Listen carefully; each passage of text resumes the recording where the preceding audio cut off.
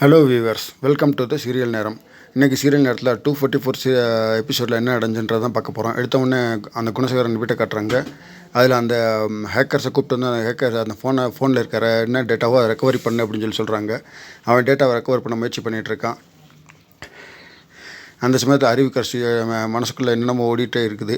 எங்கே அந்த டேட்டாவை எடுத்துருவானோ, என்ன பண்ணிடுவானோ, இது பண்ணிடுவானோன்னு மனசுக்குள்ளே ஒரு குழப்பத்திலே இருந்துகிட்ருக்கா. அவனவே பார்த்துட்டே இருக்கா, அவன் என்ன ஹேக்கர் என்ன பண்ணுறான், இது பண்ணுறான்னு சொல்லி. அவன் பார்த்துட்டு இருக்கும்போது அவனை சீக்கிரம் சொல்லி பிரச்சனை பண்ணிகிட்டே இருக்காங்க. சார் கொஞ்சம் பொறுங்க சார், எனக்கு தனி ரூம் வேணும் அப்படி இப்படின்னு சொல்கிறேன். இன்னும் ரூம் வேணுமா, இன்னொரு தடவை எதாவது பேசினா அருவா தான் வரும், ஒழுங்காக சீக்கிரம் என்ன இருக்குதோ அதை இடுறான்னு சொன்னோடனே இந்த எடுத்துட்டேன் அப்படின்னு சொல்கிறேன். அப்படியே உடனே அறிவுக்கரசிக்கு ஷாக் ஆகிடுச்சு.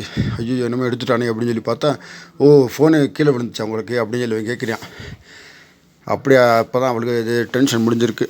அப்போ தான் என்னது அந்த அறிவுக்கரசியோடைய அண்ணன் சொல்கிறான், ஃபோன் கீழே விழுந்தது இப்போ தான் கண்டுபிடிக்கிறியா, இன்னும் நீ இதுக்குள்ளே இருக்கிற டேட்டாவை நீ கண்டுபிடிச்சி தரதுக்குள்ளே விடிஞ்சிரும் பொழப்பு அப்படின்னு சொன்னோடனே, டேய் நீ வாய முடிட்டு சும்மாடுறா, நீ ஏறா முதல்ல அப்படின்னு சொல்லி குணசேகரன் சொல்கிறப்பல சொன்னோடனே சரி உட்காந்து பார்த்துட்டே இருக்கேன். பார்த்துட்டே அவன் மேலேயும் பார்க்குறேன், கீழேயும் இந்த அறிவுக்கரசியையும் பார்த்துட்டு இருக்கான், மேலேயும் பார்க்குறேன், குணசேகரனையும் பார்க்குறான்.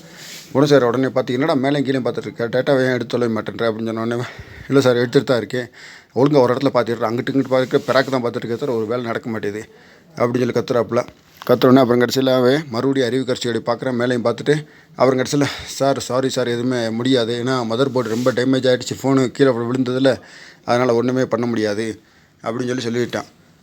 இந்த அளவுக்கு தான் இம்புட் நேரம் இது பண்ணிட்டு இருந்தியா, போய் தொலைடா முதல்ல, கதிரை இவனை முதல்ல வீட்டை விட்டு வெளில அனுப்பிச்சுட்றான் அப்படின்னு சொல்கிறாப்புல. சொன்னோன்னே எடுத்து வீட்டை விட்டு வெளில போடான்னு சொல்லி அனுப்பிச்சி விட்டாங்க.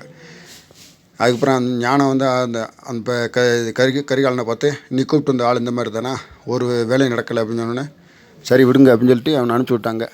அடுத்து ரெண்டாவது அப்புறம் அதானே மாமா, நான் அது அறிவுக்கரசி சொல்கிறேன், அதானே மாமா நான் தானே சொன்னேன்ல மாமா, எதுவுமே அதில் கிடையாது, நீங்களாத்த ஏதாவது இது பண்ணிகிட்ருக்கீங்க, சரி அந்த ஃபோனை கொடுங்க என்ன பண்ண போகிறீங்க அப்படின்னு சொன்னோன்னே, இந்த ஃபோன் தான் உடஞ்சி போச்சுல, நீ என்ன பண்ண போகிற, அதில் ஒன்றுமே இல்லாமா, அது உடஞ்சி போச்சு, அதனால தான் சரி அதை கொடுங்கன்னு சொல்லி கேட்டேன் அப்படின்னு. அதில் ஒன்றும் வேணாம், இந்த ஃபோன் என்கிட்டே இருக்கட்டும், உனக்கு அது ஃபோன் உடஞ்சி போச்சுல, வேறு ஃபோன் தானே வேணாம், டே கதிர் அந்த அறிவுக்கரசிக்கு ஒரு புது ஃபோனை வாங்கி கொடுத்துட்றேன் அப்படின்னு சொல்லி குணசேகரன் சொல்லிட்டாப்புல. ஆனால் குணசேகரன் அந்த ஃபோனை எடுத்துகிட்டு ரூம் போயிட்டாப்புல. அறிவுக்கரசிக்கு இன்னும் டென்ஷன் ஆகுது, ஐயோ குணசேகரன் அந்த ஃபோனை எடுத்துகிட்டு போயிட்டான்னா டேட்டா ஃபுல்லாக அதில் இருக்கே, அந்த எவிடன்ஸ் எல்லாம் என்ன பண்ணுறது அப்படின்னு சொல்லி யோசிச்சுட்டே இருக்கா. அப்புறம் குணசேகரன் ரூம்குள்ளே போயிட்டு இந்த ஃபோனை எடுத்து வந்தது அப்படி பார்த்து யோசிக்கிறப்பல இந்த ஃபோனில் ஏதோ ஒரு டேட்டா இருக்குதுன்னு சொல்லி தர்ஷினியும் சொல்லிச்சு, ஜனனியும் சொல்லிச்சு, என்ன இருக்குது டேட்டா. அப்போ தான் குணசேகரன் யோசிக்கிறப்பல இந்த மாதிரி அன்றைக்கி இந்த மாதிரி ஃபோன் கீழே விழுந்தப்போ ஈஸ்வரி அக்கா சம்மந்தப்பட்ட ஏதோ ஒன்று இருக்குது, அதில் அந்த எவிடன்ஸ் அதில் இருக்குது, அதை நீ மறைக்கிற அப்படின்னு சொல்லி சொன்னதே அவருக்கு ஞாபகம் வருது. அப்படின்னா என்னமோ இதில் இருக்குது, அப்படின்னா இதை எடுத்து பார்க்கணும் அப்படின்றதுக்காக அந்த ஃபோனை பத்திரமா எடுத்து அவருடைய துண்டில் மடித்து லாக்கரில் வச்சுட்டாப்புல. வச்சோடனே அடுத்து ஜனனியை காட்டுறாங்க. ஜனனி என்ன சொல்கிறா அப்படின்னா, சக்தி உங்கள் அண்ணன் வந்து அந்த ஃபோனை வாங்கிட்டு போயிருக்காப்புல, ஆனால் அந்த எவிடன்ஸு அதில் தான் ஏதோ ஒன்று இருக்குது கண்டிப்பாக, அது எப்படியாவது நம்ம எடுக்கணும், அப்படின்னா குணசேகரன் சம்மந்தப்பட்ட ஏதோ ஒன்று அதில் இருக்குது, ஈஸ்வரி சம்மந்தப்பட்ட ஏதோ ஒன்று அதில் இருக்குது, அதனால தான் அந்த ஃபோனை அவர் வாங்கிட்டு போயிருக்கணும், இல்லை ரெண்டு பேரும் திட்டமிட்டு ஏதாவது பண்ணி நம்மகிட்ட ட்ராமா போட்டாலும் போடுவாங்க, ஏதோ ஒன்று இருக்குது, ஆனால் அவங்க குற்றவாளி குணசேகரன்றதுக்கான ப்ரூஃப் அதில் ஏதோ இருக்குது, அதனால தான் உங்கள் அண்ணன் அந்த ஃபோனை வாங்கிட்டு போயிட்டாருன்னு சொல்லி ஜனனி சொன்னவனே இருக்கலாம்னு சொல்லி சக்தி சொல்கிறாப்புல. சரி எப்படியாவது அந்த ஃபோனை எடுக்க முயற்சி பண்ணுவோன்னு சொல்லி சொல்கிறாங்க. அதுக்கப்புறம் மூணாவது அந்த அறிவுக்கரசியும் அவங்க அண்ணனையும் காட்டுறாங்க. அவங்க அண்ணன் வந்து கேட்குற, அறிவுக்கரசி நீ ஏன் இந்த மாதிரி டென்ஷனாகவே இருக்குது, அதான் ஃபோனில் எதுவுமே இல்லைன்னு சொல்லிட்டானே, ஃபோனில் எதுவும் எடுக்க முடியாதுன்னு சொல்லிட்டானே, அப்புறம் ஏன் இந்த டென்ஷனாகவே இருக்குது அப்படின்னு சொன்னோடனே, அட போடா எனக்கு டென்ஷன் இருக்கத்தான் செய்யுது, என்ன டென்ஷன் என்கிட்ட சொல்லு, அதான் ஃபோன் அந்த எதுவுமே எடுக்க முடியாதுன்னு சொல்லிட்டான் அப்படின்னு சொன்னோடனே, நீ அன்னைக்கு நானும் பார்த்துட்டே இருக்கேன், நீ பிரச்சனையில் இருக்க, என்ன பிரச்சனை என்கிட்ட சொன்னால் நான் அதாவது சொல்யூஷன் சொல்லுவேன்ல அப்படின்னு சொன்னோடனே, சரி சொல்கிறேன் அப்படின்னு சொல்லிட்டு, சரி என்ன சொல்லு, நான் யாருக்கும் சொல்ல மாட்டேன், நீ என்கிட்ட தைரியமாக சொல்லலாம் அப்படின்னு சொல்லி சொன்னோடனேவும் அவள் சொல்கிறான், இந்த மாதிரி எனக்கு பெரிய முதல்ல நம்ம கையில் மாட்டி இருக்குது, அதை பிடிச்சி கட்டி நம்ம கைக்குள்ளே கொண்டு வர வரையும் கொஞ்சம் அமைதியாக இருக்கணும், அதுக்கான எவிடன்ஸ் அதில் இருக்குது அப்படின்னு சொன்னேன். பெரிய முதலையா என்னன்னு கொஞ்சம் டீட்டெயிலாக சொன்னால் தான் எனக்கு தெரியும் அப்படின்னு சொன்னோடனே, உனக்கு இப்போதைக்கு இது மட்டும் ஞாபகம் வச்சுக்க, பெரிய முதல்ல என் கையில் சிக்கிற மாதிரி இருக்குது, அதுக்கான எவிடன்ஸ் எல்லாம் இருக்குது, அதனால் அந்த ஃபோனை எப்படியாவது எடுத்து அந்த டேட்டாவை ரெக்கவர் பண்ணணும்னு சொன்னோடனே, சரி உனக்கு அந்த ஃபோன் தானே வேணும், நான் எப்படியாவது எடுத்து உனக்கு கொடுத்துட்றேன் அப்படின்னு சொல்லிட்டாங்க. அதுக்கப்புறம் அந்த ஹேக்கர்ஸ் வெளியில் போன ஹேக்கர்ஸை மறுபடியும் காட்டுறாங்க. அந்த ஹேக்கர்ஸுக்கிட்ட ஒரு ஃப்ரெண்டு வரான்.